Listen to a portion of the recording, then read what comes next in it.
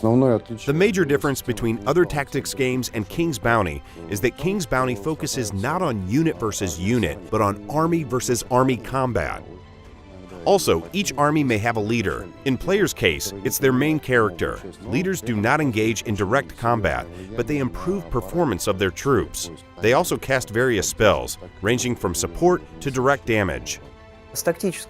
Tactics-wise, the most important new feature of King's Bounty 2 is that we now have 3D arenas that allow players to use differences in height and various features of the land to gain actual tactical advantage.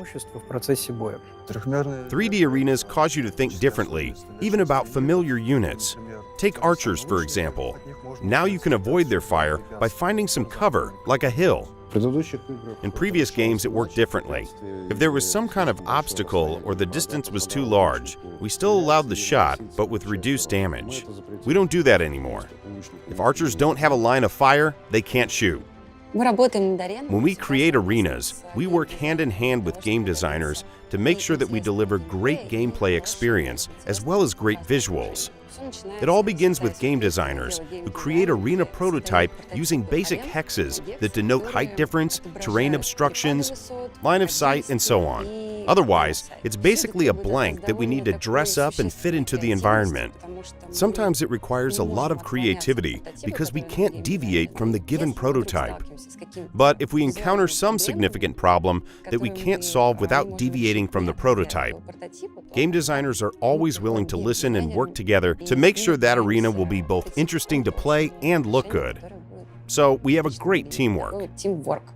One of our most recent features is the ability to receive aid from allies in the battle. It means that if you complete certain quests, you get some additional troops for the duration of the battle. Of course, those troops depend on what faction you decided to ally with, what quest did you complete, and what moral choices you've made.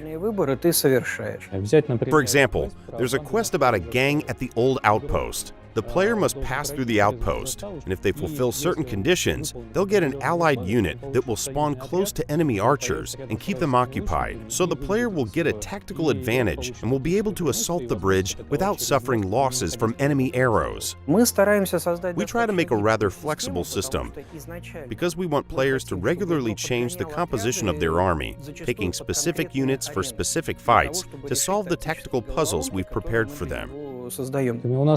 For example, we have undead units, and some of them have very high resistance to long-range attacks, so you can't hang back and exchange shots with them.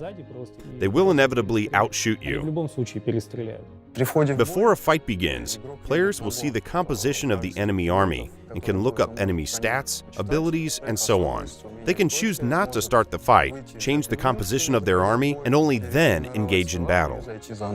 Undead belong to a different ideal than Nostria units, and they won't get along well. But sometimes they're very useful. For example, in the aforementioned outpost arena, if you don't have the ally unit, you should get as many skeleton archers as possible. With their resistance to long-range attacks, they will let you turn the tables on the bandits at the old outpost. From the very beginning, we've made a decision that units will improve over the course of the game, so players would be able to keep even their starting units for a long time, if they want to. To do that, we have the battle experience system. Experience leads to increase in basic stats, so when the unit levels up, it gets more armor, and it will inflict more damage. It mostly applies to all units. Some units, especially high-tier ones, will get other benefits as well. Higher-level units will increase the strength of their active and passive abilities. Some may even gain new abilities on level up. Early-tier units are designed to let the player learn the basics of the game, so they have fewer active and passive abilities. So it's easier for the player to learn how to command these types of units and how to combine their abilities effectively. On the other hand, late-game units are intended for players who know the game and know how to get the most out of its mechanics. So these units have a lot of nuances that will be useful for a particular army composition or for certain arenas. Regarding main character archetypes, we've kept the same names: warrior, paladin, mage. But we've decided to shift the balance a little. Warrior gives his soldiers a huge boost to their stats, so each one of them fights much harder. Paladins prioritize quantity. They have very high leadership, so they can take more troops with them. Mage, on the other hand, has a very small army, but very powerful spells and buffs. You have to keep in mind that players will also pay close attention to ideals of their character and associated talents. So each one will end up with a rather unique combination of skills and abilities. One of the major new features is that mana became a limited resource, like gold. So you can spend all of it and be left with nothing. It doesn't regenerate by itself. You can only buy it, find it, or loot it.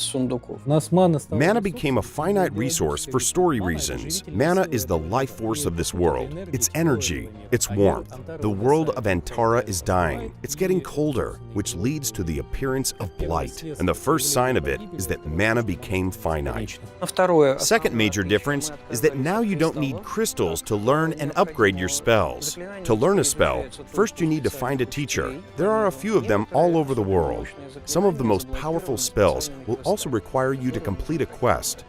In Katauri's game, there were 3 schools of magic with distinct ideology, like chaos and order. In our game, schools of magic are based on elements. There are 8 basic elements in the world of Antara, and each school of magic has access to 2 of them. For example, we have School of Light and Life.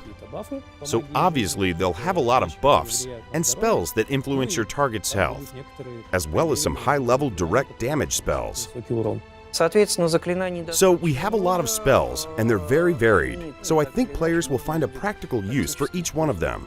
Besides combat magic, we'll also have world magic. Probably talk about it in depth in one of our following videos, but it's going to be as useful as it was in the original King's Bounty.